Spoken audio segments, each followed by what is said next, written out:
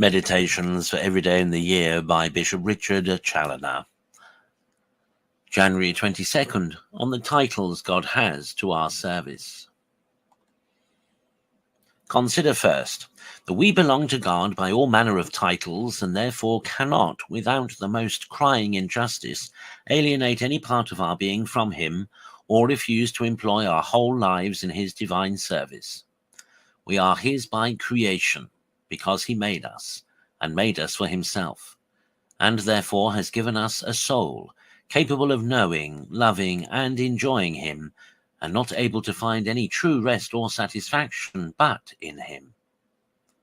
Our whole being is from him, our whole soul and body, with all our powers, senses, and faculties, belong to him. All whatsoever we possess, interiorly or exteriorly, is all his, and as the fund is his, so the whole produce ought to be his. All we are absolutely and entirely his property, and all our time and all our talents are but lent us by him. So we are indispensably obliged to dedicate all our hours, all our thoughts, words, and actions to him. And have we ever rightly considered this obligation? We belong to God in like manner by the title of our conservation, by which he preserves and maintains every moment the being he has given us. Otherwise we should presently return again to our ancient nothing. So that is, in every moment we have an obligation to him for our continuance in being what we are, so every moment we are obliged to be his. Consider, secondly, that we belong also to God, and that in a very particular manner by our redemption, by which the Son of God has purchased us for himself and for his Father with his own most precious blood. For we had sold ourselves to Satan. We were become his slaves.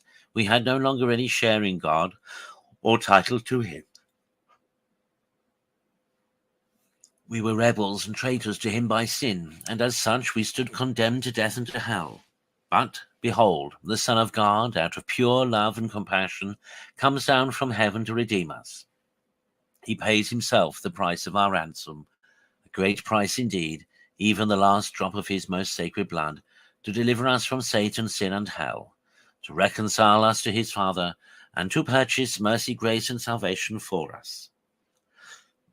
So that now, by virtue of this redemption, he claims us as his own property, and it would be a sacrilegious robbery to pretend to alienate again from him these souls of ours, which he has purchased for himself with his own blood. It would be even, in the language of the apostle, treading underfoot the Son of God and esteeming the blood of the covenant unclean with which we are sanctified. Hebrews 10:29. Consider thirdly that we belong also to God by solemn vows and covenants, and by the dedication by which we were happily and holily dedicated and consecrated to him in our baptism and confirmation, and sanctified to be his temples forever. Now all those things that are once solemnly consecrated to God, and more especially such as are made the temples of the living God, must be always his, and it would be a most grievous sacrilege to pervert them from his service to profane uses, and therefore it would be highly criminal in us to pervert those souls of ours from the love and service of their God, to whom they have been thus solemnly dedicated, and to profane and defile them by wilful sin. We belong to him also in quality of our King, our Father, our Lord and Master, the great Sovereign of the whole universe, the being of all beings, etc. And upon all those and many more titles, his divine majesty challenges our love and service as his undoubted right.